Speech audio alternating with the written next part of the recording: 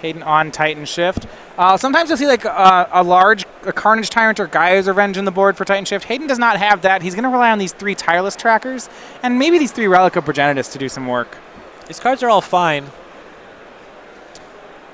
Turning off Snapcaster Mage is not the worst, though for the Blue Moon deck, if you just assemble Blood Moon and or some counterspells, Snapcaster Mage is still a clock, even under a Relic of Progenitus. Yeah, that's why when I said those 2 large, the uncounterable, the Carnage Tyrant or Gaia's Revenge, this is the matchup they really shine in if you register them. I have beaten a comical amount of Relic of Progenituses by either casting a Snapcaster Mage and either like squeezing in just some spell to flashback because you get a window a lot of the times, or it's just a 2/1, and that's still a card.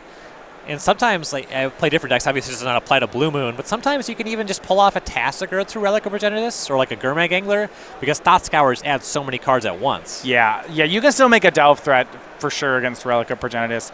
I think in this matchup, Hayden has some cards to board out, honestly, and Relic does something. If he doesn't board them in, I'm not that surprised. Right. Ooh, his build's kind of cool. You have some main deck Solemn Simulacrums. Yeah, so this is one that's been pretty popular on Magic Online for a while. 2 Solemn Simulacrums, 2 Courser of Krufix in the list. Little mid-range element. Yeah, that has taken the popularity, I think, over Bloodbraid Elf in a lot of situations. These players are just splitting sleeves back and forth. Yeah, it allows you to play more Summoner's Pact if you go to Solemn Simulacrum. You don't want to really play that in Bloodbraid Elf decks. The Cascade's really bad. You don't always want to cast it. That is You basically never want to cast it, actually, because you have to, like, you can get any creature, sure, but you Cascade that turn, then you spend your next turn paying for the Pact, and then the next turn you get to play something you found. It's just not worth it. Yeah. It does kind of work out with the curve if you're making land drops, you go find Primeval Titan, but it's just such a steep mana investment. It also just telegraphs exactly what you're doing. Yeah. So that's rough. And sometimes you get Blood Moon in between. It's no fun. Saw Ross playing this matchup, their team open a couple months ago on a win and in against Becky Edelman. Was able to take that one. Have you lost many games due to inability to pay for a pact? Not usually. I always want to win games that way. Just like Cryptic Commanding a land. Cryptic Commanding, like Cryptic, like I packed for a Titan, they have the Cryptic, and instead they just say Resolves, and they go Cryptic, bounce your forest, untap, snap, Cryptic your forest. Yeah. You're not winning. Okay, I mean, you're not winning those anyway. Yeah, that's true. But it's really funny, and it probably feels bad. Yeah. I mean, I've failed to pay for packs on camera before. That's nice. It's like miscounting my lands. That's a rough one. Yeah. Counting is hard. The theory of it's easy, but the practice is that's harder. Yeah, people talk a big game until they enter the ring. Nah, see, counting's easy. So when at I, go to I+1. That formula sounds like it checks out. That's counting. Then you say, please demonstrate it. I'm like, whoa, that's not what I do. Hold on. I didn't. No, I wrote the formula, and I don't have to demonstrate it. You need an engineer for that problem. This is not applied mathematics. Yeah. Looks like Hayden on a mulligan here. This is one of the worst mulliganing decks. Yep. They'll keep just about any 6. This is to 5, if I'm not mistaken. It's very difficult to ramp into a 6-drop from a 5-card hand on the play. Yeah, you don't really have ways to make that up. It doesn't matter whether you draw lands or Farseeks. It's just... So to get there on turn 4, 5 cards. You drew cards on 2, 3, 4. So you have 8 cards total. You need... the amount of wiggle room you have here very low. Yeah, I mean, 7 of them had to be lands or ramp spells, and then you have a Titan, and then you're out of cards. You give 1 card to give? Yep. All right, he's found a keepable 5 and even scry to the top. Sure, starts out on Valakut.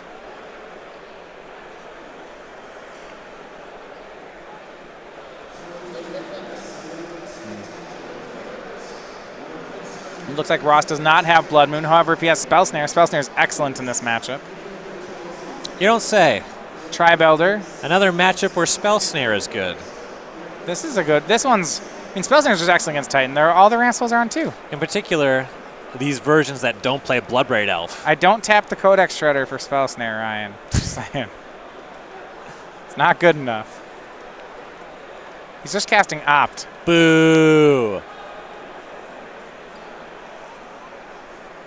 Once the first Ram spell gets through, Spell Snare gets progressively worse in the matchup. Yeah, it's when I have the trouble against blue decks is when they actually start countering every ramp spell. But once I get one here, then like next turn you can cast Solemn Simulacrum. It's fine. Right. They have their Spell Snare, whatever. You very much have the end game where you just make land drops and they slowly get lightning bolted out of the game. Yeah. Well, Blue Moon can get around that because they play the card Blood Moon. It helps. Against Jeskai, you actually 20 them that way. Yep. You usually just have to 18 them. They do the last 2 for you. And then if they ever try to do anything and cast anything to stop it, then you cast Escape Shift. Yep. Yeah, you have a lot of good stuff in those matchups. And on paper, without the Blood Moons, this matchup could play out the same way. I mean, this is a Jeskai-ish deck, but the Blood Moons change things. Yeah, it's a deck that has some permissive elements, but it does not win the game nearly fast enough to keep pace with you making land drops with your Valakut. Especially without those combo elements, as you had mentioned earlier. You see Hayden goes and gets basic forest with Sakura Tri-Belder rather than a mountain. That's really out of respect to Blood Moon. If there wasn't, like against Jeskai, you would have seen him get a mountain there. Yeah. Yeah, the basic forest, some of the worst cards in the deck. Yeah. Another opt for Ross Merriam. He goes to the bottom. Ends up drawing another island off of that. Still no Blood Moon, but here's Serum Visions. Blue Moon doesn't even have... Does it play any spells? You mean spells that aren't cantrips? Yeah, does it do anything? Pretty light on those. He found Jace. Yeah, it plays Keranos. That's the game plan. The God of Storms. Back over to Ross. He could make Jace the Mind Sculptor this turn, but he won't. Desolate Lighthouse will be the play. He has Cryptic Command up now. At a recent Open, I was talking to Ross about Blue Moon. He had just played it at an Invitational, and I asked if he made any updates, and he said, thinking about cutting the Pia and Kieran. Yeah, the deck doesn't need that many win conditions, and that's the direction he's gone. No Pia and Kieran. It's just the 2 Vending Click, 4 Snapcaster Mage, 2 Jace, and a Keranos. Got these. This Harvest Pyre. Lightning Bolt goes up to Ross on end step. Down to 15. How many cards does Hayden have in hand? I think 3. We're not concerned about discarding. I don't know why we're going upstairs with Lightning Bolt. Courser of Crewfix from Hayden. That'll likely eat a Remand. It does not, actually. Ross maybe it's nothing planned. Primeval Titan's on top of the deck. I don't know if Hayden has land 6, though. He'll say go. Ross will use Desolate Lighthouse, discarding an extra land. He had a Remand. Chooses against it. Must be light on that sort of thing, because you definitely want to remand Primeval Titan and Escape Shift. Right. You can, when those cards resolve, you lose. And I guess he had a Roast in his hand. Why is Roast still in the deck? See, you talk a big game about Blue Moon being the bad cards deck, and then you pretend like it can sideboard into only good cards. This is just what the deck does. You're playing Roast against a ramp deck post-board? I mean, I get there's 2 coursers. I get that. Roast plus any other burn spell kills Primeval Titan. Yeah, there's Tireless Trackers in. Yeah, Tracker's a big deal. Okay. No, it makes sense. Look at how good it was against this 5-card hand. Casting Courser Crewfix on turn 7. It traded with a card. if that's what good is. The Courser didn't even replace itself. Not because of the Roast. The Roast had nothing to do with that. Another Courser? Could it be? Reclamation Sage. Nice. Passes the turn. I feel like Hayden is throwing in the towel making plays like this. I don't like this play. The idea is that the chip damage will pay for itself, or the idea would be that by the time Ross makes Blood Moon, he'll have Counterspell backup, so who cares? And that's all well and good, but I don't know that this matters. It's just going to eat a kill spell. Not even that if this is just Electrolyze. That's Lightning Bolt. Okay, it's Lightning Bolt. That's fine. Ross has 2 Electrolyze in the deck. And I think we're going to see Jace the Mind Sculptor this next turn for Ross. He'll Jace, Brainstorm, leave up Remand. You might even just plus this turn so you don't have to worry about Lightning Bolt. Sure, could see that too. Here is the Planeswalker. Doesn't really even matter who you target. He will scry with it.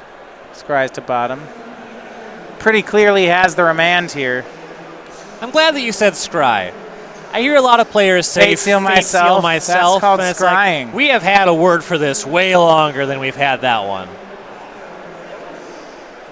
And yeah, Hayden does have another Lightning Bolt in hand.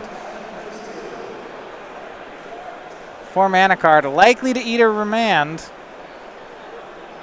Whatever card it is. Solemn Simulacrum. There we go, put that back in your hand.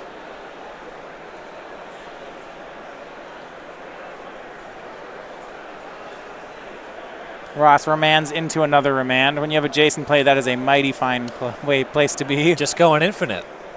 Jace will now start brainstorming. And there are games where the Blue Moon deck can get into some trouble when you have Jace plus Blood Moon because your fetch lands no longer work. It is not a problem for Ross in this game. He'll be able to shuffle away with the Brainstorm. Of course, you do want to have a fetch land. Looks like Sulphur Falls was land for turn. Hayden will shoot Jace down to 2.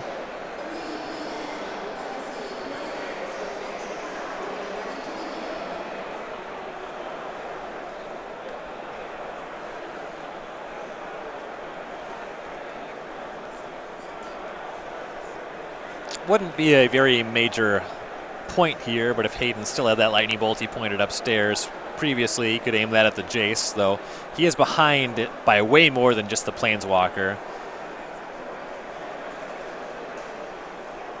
Hayden's finally found the 6 mana. He can start jamming Primeval Titan. Yeah, you can certainly go for one. Let's get the ball rolling. You can try it every turn, and maybe it'll work on one of them. Imagine if that was a Carnage Tyrant. Yeah. I think Ross would just lose on the spot. Yeah, I mean, this is the, like, Carnage Tyrant or Gaia's Revenge. Those are the, like, this matchup's insane. Yeah. Frequently, their list is just cold to it. Yep. It's not what you can do. Ross with the Vendilion Click end step. The issue is there just aren't many matchups like that. This is the one. Yeah. Jeskai is getting better, just continues to get better against that kind of effect. Yeah, there's got to be something we can cut from this sideboard. You would probably cut one of the relics. Yeah. I am continuously not impressed by Obstinate Baloth. Yeah, it is good against Hollow One, is the theory. There's not really enough Jund left to justify it. And it is good against Burn. But Burn's another deck on the downswing. And Ross finally sets up Blood Moon. All right. Well, there are one forest in play for Hayden. And still blocking with another Remand in the hand. Okay, well, there is that Solemn that can maybe find a nothing. That maybe can get remanded. And now Ross has a whole bunch of Lightning Bolts. I think he just picked up, maybe he brainstormed it back. There's at least 2 available. Presumably. Again, yeah, he has a Snapcast, 2 Snapcasters, too. So 2 bolts, 2 snaps, and an attack. Yep. That actually has enough lands to do all of it. Yeah. Swing, I think you can go bolt, bolt, snap, snap, bolt, bolt. Yep, 8th land makes that possible. There it is. There we go. Nice 12 points of burn to finish it off. Bolt, bolt, snap, bolt, snap, bolt. That's 12. And the handshake. Ross Merriam improves to 5-1 with Blue Moon. Yep. Tournament off to a pretty good start. This is another deck that you don't see too much, but Ross has been very big on it. And so far, pretty good start to his tournament. Yeah, not a great game 3 for Hayden. The mulligan to 5s are just very difficult.